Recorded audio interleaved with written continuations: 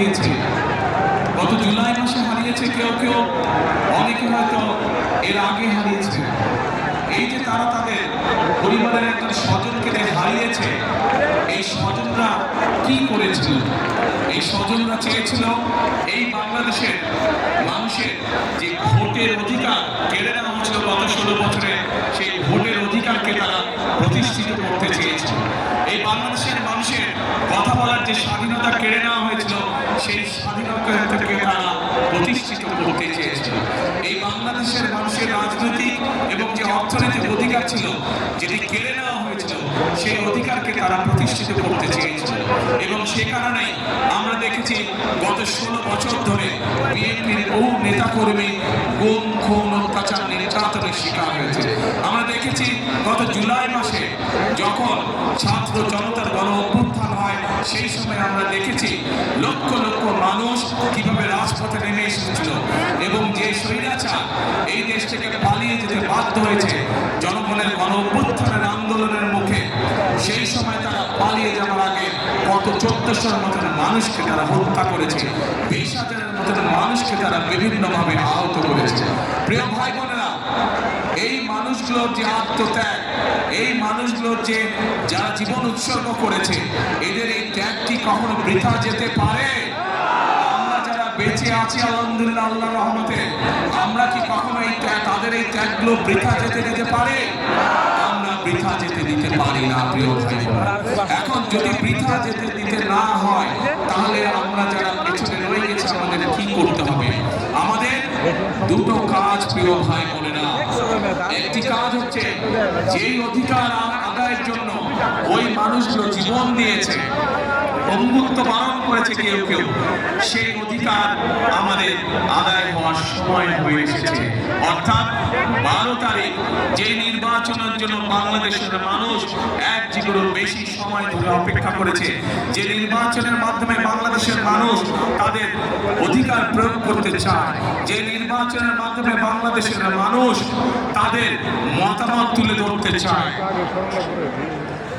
সেই নির্বাচন আমাদের সামনে উপস্থিত এবং জনগণ সেদিন 12 তারিখে তাদের সেই অধিকার প্রয়োগ করবে। এবং একই সাথে প্রিয় ভাই বোনেরা, এই যে মানুষগুলো যারা জীবন উৎসর্গ করেছে, যারা শহীদ হয়েছে, যারা পঙ্গুত্ব বরণ করেছে, অত্যাচার নির্যাতন সহ্য করেছে হাজার লক্ষ মানুষ, এই মানুষগুলোর আরেকটি প্রত্যাশা ছিল। এই যে এখানে আজকে ধানের শীষের প্রার্থী আমিনুল একটু আগে আপনাদের এলাকার যে সমস্যা বলে গেল, এরকম সমস্যা এই এলাকায় ঢাকা শহরে যেমন আছে, ঢাকা মহানগরীতে যেমন আছে, সমগ্র বাংলাদেশের মানুষের বিভিন্ন সমস্যা আছে। কর্মসংস্থানের সমস্যা আছে, নারীদের অধিকার প্রতিষ্ঠিত করার সমস্যা আছে, আমাদের তরুণ যুবক ভাই বোনদের কর্মসংস্থানের সমস্যা আছে, শিক্ষার্থীরা আগামী দিনের প্রজন্ম যারা শিক্ষার্থী তাদের শিক্ষার বিষয়ে সমস্যা আছে।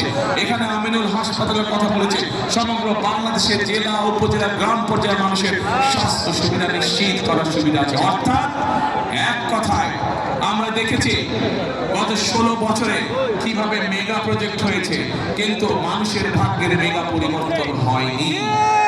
বরং আমরা দেখেছি মেগা প্রজেক্টের নামে মেগা দুর্নীতি হয়েছে, কিন্তু মানুষের ভাগ্যের পরিবর্তন হয়নি, কিছু সংখ্যক মানুষের ভাগ্যের পরিবর্তন হয়েছে।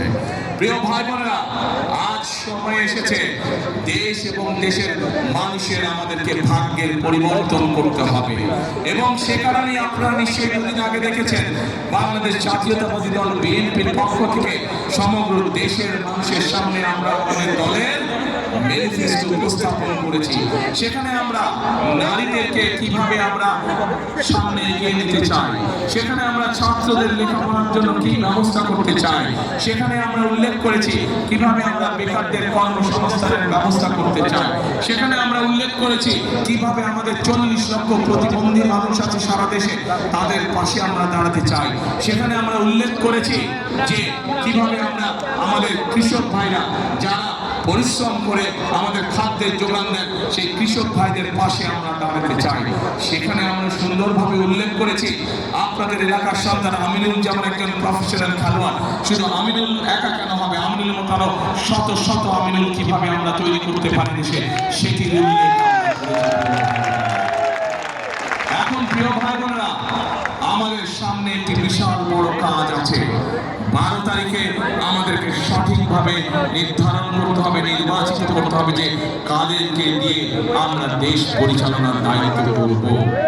একই সাথে প্রিয় ভাই বোনেরা, আপনাদের সামনে একটি রাজনৈতিক দল হিসাবে আমরা আমাদের কর্ম পরিকল্পনা উপস্থাপন করেছি। আজকে এই জনসভায় দাঁড়িয়ে আপনাদের সামনে হয়তো আমি আমাদের যে রাজনৈতিক প্রতিপক্ষ তাদের সম্পর্কে হয়তো আমি অনেক কথা বলতে পারতাম, তাদের সম্পর্কে হয়তো আমি অনেক গীবত গাইতে পারতাম, কিন্তু আমি যদি প্রতিপক্ষ সম্পর্কে বা কারোর সম্পর্কে যাই বলি না কেন, তাতে কি জনগণের কোনো লাভ হবে প্রিয় ভাই বোনেরা? জনগণের কোনো লাভ হবে না।